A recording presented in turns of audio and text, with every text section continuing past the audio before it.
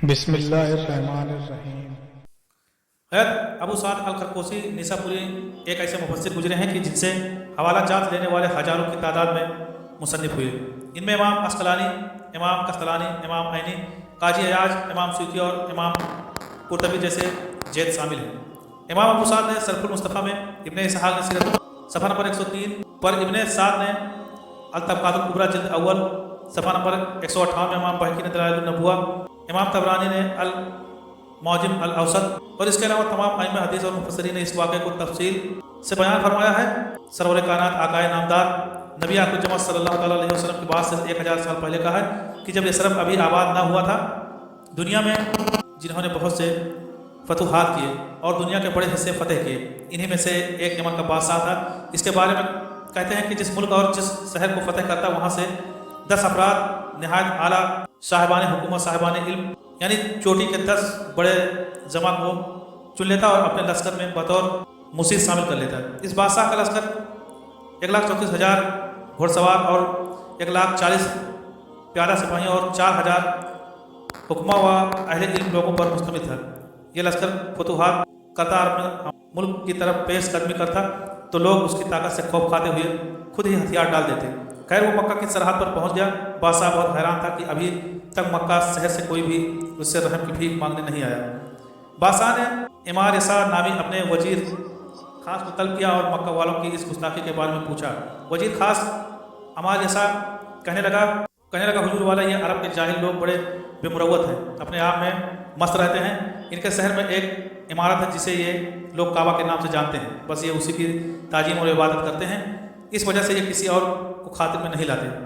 بادشاہ یہ سنتے ہی آگ ببولا ہو گیا اور کہنے لگا، مجھے قسم ہے میرے اولاد کی، میں ان کی عمارت خانہ کعبہ کو مسمار کر دوں گا اور اس سارے شہر کو جلا کر راکھ کر دوں گا۔ بس اس نے یہ ارادہ کیا ہی تھا کہ اس کے سر میں ناقابل برداشت قسم کا شدید درد شروع ہو گیا اور ساتھ ہی اس کی آنکھوں، دونوں کانوں، ناک اور منہ سے بدبو دار پانی پیپ کی مانند بہنے لگ گیا، جو اتنا بدبودار تھا کہ کوئی شخص اس کے پاس مجلس میں بیٹھنے کے لیے تیار نہ تھا۔ وہ سخت پریشان ہوا، جتنے حکمہ و ادبا تھے ان کو بلایا، انہوں نے سر توڑ کوشش کی، لیکن کسی سے اس کا علاج نہیں ہو سکا۔ 4,000 بڑے علماء جو کہ خوب متقی اور پرہیزگار بھی تھے، ان میں سے رئیس العلماء جو کہ تمام 4,000 علماء و حکمہ کا سردار مقرر کیا گیا تھا، بادشاہ کے خاص وزیر امار یسار کے پاس حاضر ہوا اور کہنے لگا کہ میں بادشاہ کا علاج کر سکتا ہوں، مگر شرط یہ ہے کہ بادشاہ سچ بولے اور میری باتوں پر عمل کرے۔ وزیر نے جب بادشاہ کو یہ سب بتایا تو وہ مان گیا۔ رئیس العلماء بادشاہ کی خدمت میں حاضر ہوا اور بادشاہ سے پوچھ گچھ کرنے کا ارادہ کیا تھا۔ بادشاہ نے کہا، ہاں یہ ارادہ میں نے کیا تھا، اور صرف اس کعبہ کو تباہ کرنے کا ارادہ ہی نہیں بلکہ یہاں کے باسیوں کو قتل کرنے اور پورے شہر کو تباہ و برباد کرنے کا ارادہ کیا تھا۔ اس نے کہا، بس یہی سبب ہے اور یہ مصیبت ٹل نہیں سکتی ہے جب تک تم ارادہ نہ بدل لو اور توبہ کر لو۔ بادشاہ نے اسی لمحے توبہ کر لی اور کہا کہ تم گواہ ہو جاؤ کہ اس کعبہ اور اہل مکہ کی نسبت میرے تمام مکروہ ارادے میرے دل و دماغ سے نکل گئے۔ اس کے توبہ کرنے کی دیر تھی کہ اس عالم کے بادشاہ سے روانہ ہونے سے قبل ہی بادشاہ کی پیپ بھی بند ہو گئی اور درد سر بھی ٹھیک ہو گیا۔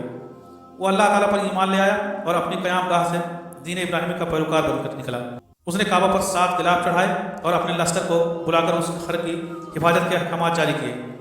یہی بادشاہ وہ پہلا شخص تھا جس نے کعبہ کو پہلی بار غلاف چڑھایا۔ اس کے بعد بادشاہ اپنا لشکر لے کر آگے نکل پڑا۔ پھر وہ ایسی جگہ پہنچا کہ جہاں کوئی آبادی نہ تھی، بس پانی کا ایک چشمہ تھا۔ بادشاہ نے لشکر کو آرام کی غرض سے وہاں ہی خیمے لگوا دیے۔ بادشاہ کو اس جگہ کا نام یثرب بتایا گیا۔ بادشاہ نے اعلان کیا کہ رات یہاں گزار کر کل سفر پر روانہ۔ اس دوران میں لشکر میں موجود 4,000 صاحبان علم کا اجلاس ہوا اور انہوں نے باہمی صلاح مشورہ کیا۔ وہ علماء سماوی کتب کا علم رکھنے والے اور صاحبان بصیرت تھے۔ وہ حضور صلی اللہ علیہ وسلم کی آمد، بعثت، ولادت اور ہجرت کی تذکروں کو پوری پہچان رکھتے تھے۔ جن کے پاس یہ سارا علم تھا وہ جانتے تھے کہ وہ نبی آخر جمع صلی اللہ تعالیٰ علیہ وسلم ہجرت کر کے اس یثرب نامی وادی میں تشریف لائیں گے اور اسے یثرب سے مدینہ بنا دیں گے۔ اب انہوں نے طے کر لیا کہ قسمت ہمیں یہاں لائی ہے، اگر ہم یہ سرزمین چھوڑ کر چلے گئے تو ہم سے بڑا بدقسمت کون ہوگا، اور ممکن ہے وہ ہمارے زمانے میں آ جائیں، ممکن ہے ہماری اولادوں کے زمانے میں آ جائیں۔ لہٰذا ان میں سے 400 علماء نے یہ فیصلہ کیا کہ چاہے بادشاہ قتل بھی کروا دیں یا زندہ جلا دیں، ہم یہاں سے نہیں جائیں گے۔ صبح بادشاہ نے روانگی کا اعلان کیا تو ان علماء نے اعلان کروا دیا इन उलमा ने ऐलान कर दिया कि हम नहीं जाएंगे, हम नहीं जा रहे हैं। बादशाह बहुत परेशान हुआ कि यही अहले इल्म तो मेरे मसीर हैं। खैर उसने रईसुल उलमा को अपने पास बुलाया और न जाने की वजह पूछी। रईसुल उलमा फरमाने लगे कि जिस काबा के शहर से हम आए वहाँ आखिरी नबी एक दिन हिजरत करके इस यसरब में आएंगे और इसको मदीना बना देंगे। हम अब कभी भी इस शहर को ना छोड़ेंगे, इन्हीं पर ईमान ले आएंगे और अगर हम ना रहे तो हमारी औलादें इन पर ईमान लाएंगी। बादशाह कहने लगा अगर ये बात हकीकत है तो ऐलान करवा दो कि 1 साल तक मैं खुद इनकी आमद के इंतजार में यहीं रुकूंगा।